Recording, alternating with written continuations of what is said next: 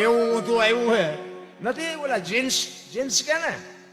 માથા વ્યા જાય બોલો મારી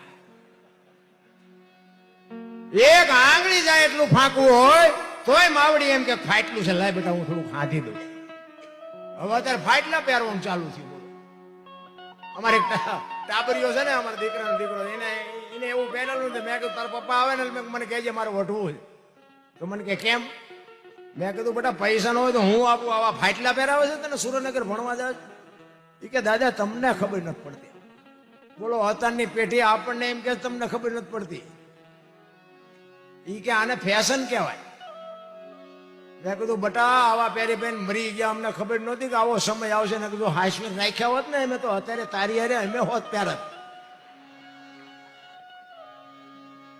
અરે શું ભલામણા સમય આવ્યો છે તમે જો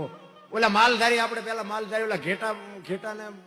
ઓલી ઊન કાપીને પછી માથે ફૂલડા પાડતા હતા માલધારી હોય એને ખબર હોય અને અમુક આ જૂના માણસો ને ખબર હાંડિયાને ઉપર ફૂલડા પાડે ઘેટાને ઊન કાપીને પછી આમ પીઠ માથે ફૂલડા પાડેલા હોય એટલે તેથી બધા એ માલધારીના દાંત કાઢતા એ કે આ ઢોરા ભેગા રહે ને એટલે ઢોરા જેવા જ હોય ને બિચારા કેવા ફૂલડા પાડીને કે આનંદ કરે છે અત્યારે કરોડપતિના દીકરા છે ને આ ફૂલડા પાડે છે આઈન પા ટોકો હોય ને આઈન પા કાન ઢાંક્યો હોય આપણે એમ થાય ભણી ગણીને જુઓ તો ખરા એમને દીવ ઉઠેડ્યું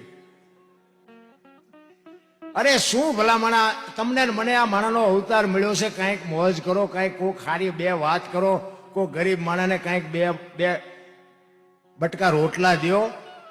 ગામડામાં તો હજી કંઈક સારું છે શહેરમાં તમે જુઓ ને સોસાયટીમાં નીકળે